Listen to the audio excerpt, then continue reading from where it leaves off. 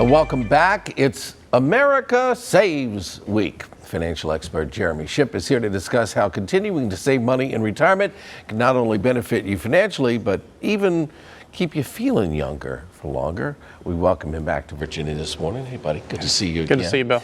All right. Before we even start, I had somebody tell me a couple of years ago, it's like, well, if you're going to start taking money out of your 401k, that's when you stop putting it in. And that seemed counterintuitive to me.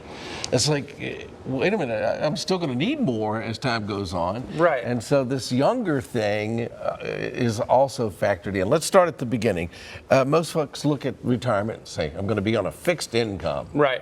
And it has to do with that term, that phrase means different things to different people. But I mean, to me, that means less, living on less. So you've got maybe Social Security, pension, this level income that's all you've got for the rest of your life, and you're going to spend every dollar that comes in every single month, right? So that just kind of shuts people down, makes them hunker down. They don't want to go outside during the day and do anything because they can't spend any money. I mean, they have this fixed income. Oh, no, right? I can't spend money. I've got my fixed income. But I mean, while we're working, I mean, usually we have a fixed income too, but we don't call it that. For whatever reason, we get to retirement, and now it's a different story. Yeah. So it really does affect you mentally, and you've got to have a reason to get out of the house and go do things, and even if it's just volunteering, even if you're not bringing in money, you got to have a purpose. Right, you want to have a purpose, you want to have something to do, and so it has to do with how can we get out of the mode of where we get to retirement, we live on this fixed income, okay, and actually maybe even save some money, right, get back into that mode.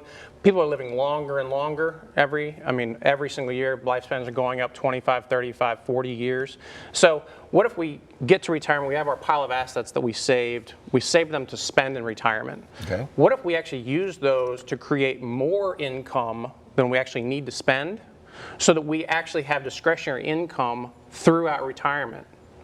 So we've got all this money that's piling in for us, and then we're saving it month after month back in. So we're in the same mindset as we were while we were working with our finances. So you take that money that you've saved and you use it as someone, do you turn it liquid, or how does that work? Well, you can use CDs, annuities, bonds, safe, predictable instruments, okay? And it's not like you're just living on the interest. We've talked about it before, but you're spending principal and interest, okay? So you're transferring this pile of assets into an income stream. Again, you're creating more income, all right? So you're doing that on a monthly basis, and then you're regularly investing it back in. And again, it's more psychological, but also, especially with, say, what's been going on in the market the last couple of days, yeah, you actually are going back into investing on a regular interval so you can spread out and even out those dips in the market. Yeah.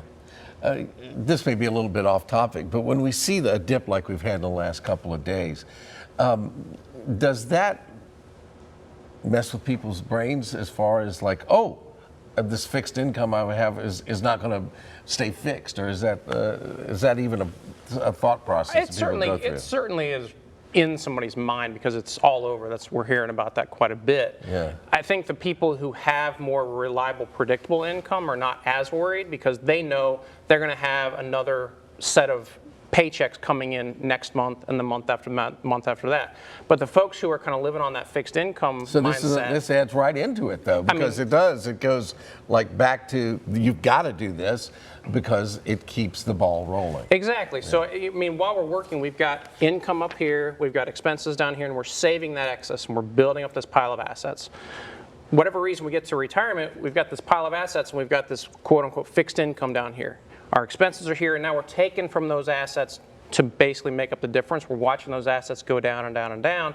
That's why people are so worried about running out of money. Yeah. So let's flip that back to that situation to where we're actively saving, putting ourselves in that younger mindset, and continuing our momentum we had while we were working. Momentum isn't just in sports. That's right. You keep on going. I mean, it's a great analogy. So we get to the end of the working career, we're making the most money we ever had. We have the most assets we've ever had. Just keep on going. I mean, it's like in a NASCAR race, okay?